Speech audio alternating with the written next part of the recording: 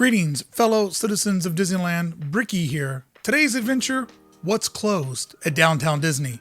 And the quick answer is a lot of things. Last Monday on our 11th episode of Downtown Disney and Disneyland Resort reopening news, I questioned how long could Downtown Disney stay open? It was a question that I didn't want to ask myself because I've been having so much fun going to Downtown Disney. I've been enjoying how aggressive Disney has been on constantly opening up new shops, new eateries, and adding new merchandise. It was starting to feel like regular times. And then last Friday, I offered a little bit of positivity because I could see the writing on the wall. At some point during the next days or hours, the resort was going to face another closure. Not even 24 hours after releasing Friday's video, Orange County had already drifted far enough to bring upon new restrictions. Monday is here, and so are the new restrictions because Orange County went over the threshold of 15% of its ICU beds being available. In fact, well over that. Last time I checked, we were less than 10%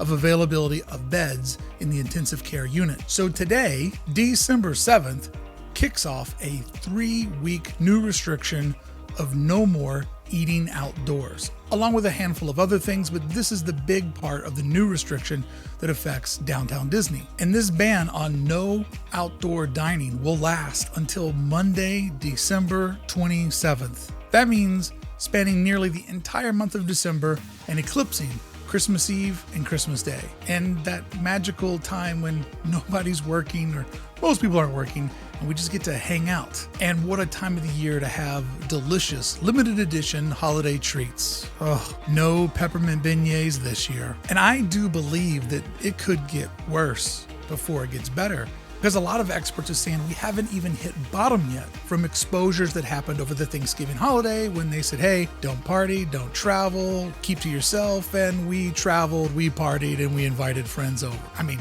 I didn't. I'm just saying as a society. And I'm sure you didn't either, right? My thought is, what happens if the numbers keep building and we get less than 5% of ICU occupancy available? Or what happens when we get to negative 10%? I feel that this restriction is the first and many more to come. Do you remember when the purple tier was the worst case scenario? Well, now we've gone beyond the purple tier. We're now in the deep purple tier.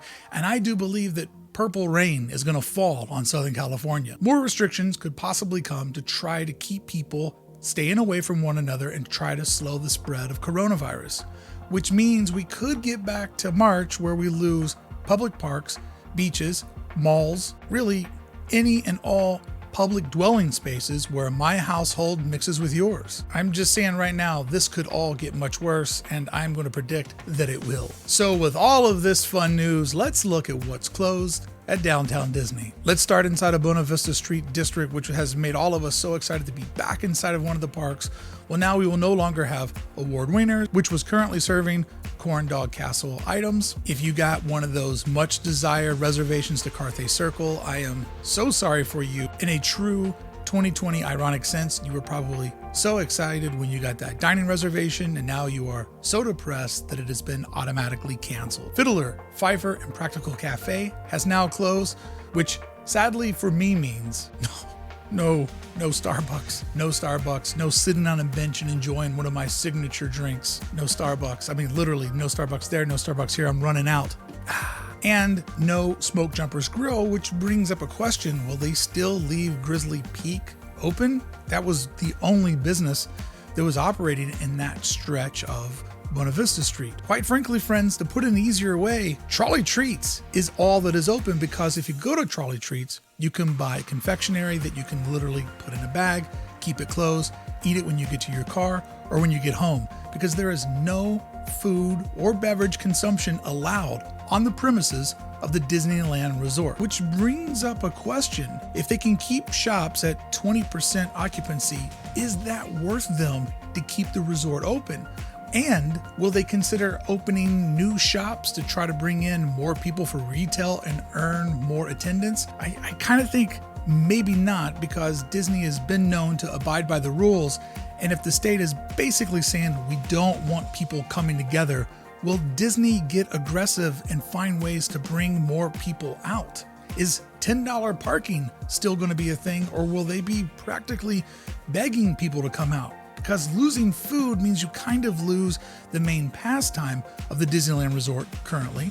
It also means that they lose about 50% of their business and even more than that of their lessees. The listing of things closed in downtown Disney is just absolutely insane. Naples Ristorante and E-Bar and Napolone Pizzeria both closed, and one of those never really quite opened. Uva Bar and Cafe done, as well as Cattell, and then the list just goes on and on and on. La Brea Bakery and Cafe and Express both closed. Splitsville Luxury Lanes, which just opened up I believe about a week ago, already done. Tortilla Joe's and Tortilla Joe's Taqueria both closed, and both Starbucks temporarily closed. What am I going to do the next time I go back? Me going to Starbucks every visit to the Disneyland Resort is guaranteed. I have now lost my favorite friend at the resort. And all of the places that are open are going to require you to take your food back to your vehicle. You cannot eat anything, drink anything at the Disneyland Resort, which also means that probably a lot of tables and chairs will be removed or roped off. I hope that they just remove them, because everything being roped off is just too sad, too much of a reminder. I'll remove them and then leave some just so you can at least sit in downtown Disney or in DCA and just feel the vibes. I mean, right now, just feeling the vibes is all that we have. But when you take a place like Black Tap, their signature crazy shakes, and I do mean crazy shakes, they won't be serving those because there's no fast and efficient way to eat that. By the time you get to your car, you'd have a crazy shake soup in a bag. So it's going to be very interesting to see as the next weeks go on how many restaurants decide to stay open for carryout in a place where you would not really want to go through security, pay for parking, just to go in to get some carryout and take it back home. Living in Southern California, if you go to the Grove, I mean, we're used to the idea of paying for parking, but the odds are just stacked up against that going and getting some sort of treat would be a secondary notion, not a primary.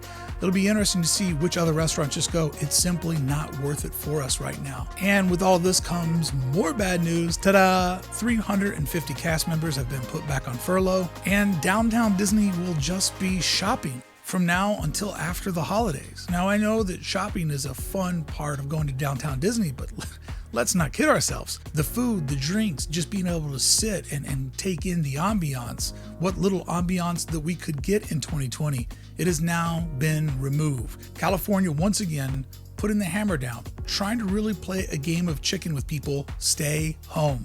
We can't make our citizens stay home, but we can shut down the thing our citizens enjoy doing. So therefore, indirectly, we'll make you stay home. As I said earlier, will the $10 parking stay? I mean, I don't know. I could see the attendance really dropping now, and twofold.